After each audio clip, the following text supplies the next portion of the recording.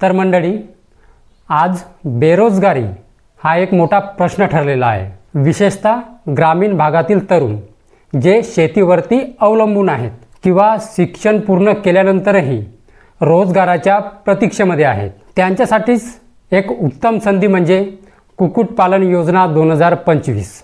महाराष्ट्र सरकारने पशुसंवर्धन विभागामार्फत ही योजना सुरू केली असून राज्यातील युवकांना स्वयंपूर्ण बनवण्यासाठी आणि त्यांना रोजगाराच्या दिशेने वळवण्यासाठी राज्य सरकारने हा एक मोठा पाऊल उचलला आहे।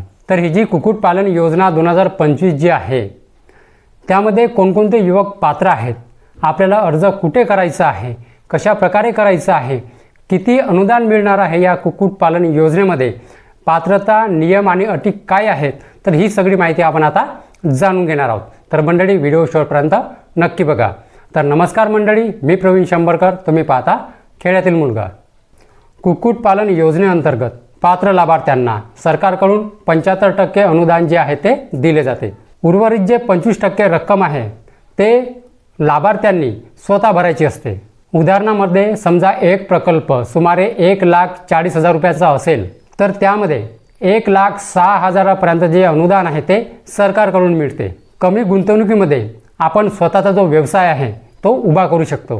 हे या योजनेचं विशेष वैशिष्ट्य आहे। विशेषतः म्हणजे ज्यांना गावाकडे राहून स्वतःचा स्रोत हवा आहे, अशांसाठी ही जी योजना आहे खूप उपयुक्त आहे। ही योजना केवळ एका प्रजातीपुरतीच मर्यादित नाही, यामध्ये Vanaraja, Giriraja, Kadaknath, black, Australorp, IIR, poultry आणि बायलर अशा विविध प्रजातींचा समावेश आहे। जर तुम्हाला कोणत्याही प्रजातीबद्दल माहिती असेल तर तुम्ही त्यावरती विशेष भर देऊन जो व्यवसाय आहे तो अधिक चांगल्या पद्धतीने वाढवू शकता।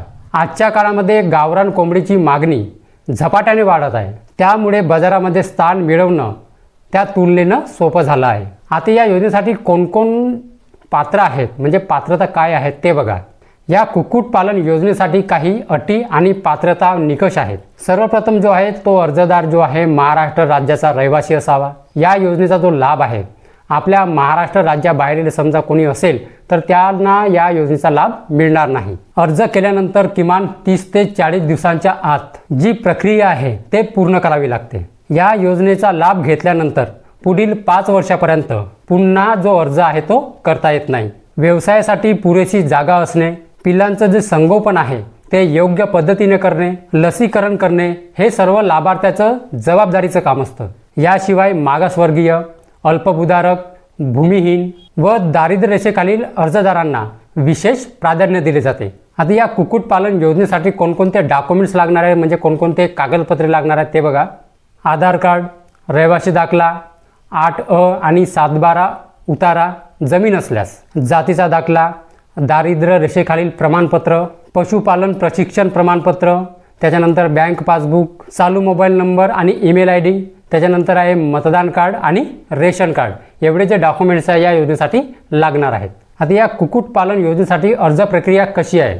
कुक्कुटपालन योजनेसाठी अर्ज प्रक्रिया ही सध्या ऑफलाईन पद्धतीने राबविली जाते। त्यासाठी सर्वप्रथम मी जे डॉक्युमेंट सांगितले, म्हणजे कागदपत्रे जे सांगितले आहेत ते त्याची खात्री करून घ्या, म्हणजे ते तुमच्याजवळ असणे आवश्यक आहे। मग आपल्या तालुक्यातील पंचायत समिती किंवा जिल्हा परिषदेच्या पशुसंवर्धन विभागामध्ये जाऊन या योजनेची तुम्हाला चौकशी करायची आहे। तिथे तुम्हाला अर्ज मिळणार, तिथे अर्ज मिळून तो तुम्हाला व्यवस्थित भरायचा आहे व संबंधित अधिकाऱ्याकडे तो अर्ज जमा करायचा आहे। अर्ज करताना आपल्याला समजा तुम्हाला काही शंका असतील तर त्या विभागातील कर्मचाऱ्यांची तुम्हाला मदत घ्यायची आहे। हे सगळं करताना काळजीपूर्वक आणि नियोजन पद्धतीसह पुढे जा। या योजनेमागचा मुख्य उद्देश म्हणजे राज्यातील युवकांना शेतीपूरक व्यवसायाकडे वळवणे आणि त्यांना आर्थिकदृष्ट्या जे आहे सक्षम बनवणे। यामुळे बेरोजगारी कमी होईल आणि ग्रामीण अर्थव्यवस्थेला चालना मिळेल आणि नागरिकांना स्वयंपूर्ण होण्याचा मार्ग मिळेल। खरं तर अनेकांना व्यवसाय करण्याची इच्छा असते, पण आर्थिक मदतीअभावी ते जे आपलं पाऊल आहे ते पुढे टाकू शकत नाही। ही योजना अशा लोकांसाठी एक आशेचा किरण आहे। पंचायत समितीमध्ये जाऊन जे आहे किंवा जिल्हा परिषदेच्या पशुसंवर्धन विभागामध्ये जाऊन जे आहे तुम्हाला तिथून अर्ज घ्यायचा आहे। संपूर्ण जे कागदपत्रे आहेत ते जोडायचे आहेत। ते अर्ज तिथेच जेथून तुम्ही अर्ज घेतला तिथेच नेऊन तुम्हाला सबमिट करायचा आहे। युवकांना ही एक रोजगाराची संधी आहे। राज्य सरकारने ही जी संधी आहे ती आता युवकांना उपलब्ध करून दिली आहे. ठीक आहे. तर मंडळी हीच होती आजची माहिती. तर मंडळी माहिती जर समजली असेल आणि जर व्हिडिओ आवडला असेल तर व्हिडिओला एक लाईक करून माझ्या चॅनलला सबस्क्राईब करायला विसरू नका. तर चला मंडळी, अशीच नवनवीन माहिती आणि योजनाबद्दल माहिती घेऊन भेटूया आपण उद्याला. जय हिंद, जय महाराष्ट्र.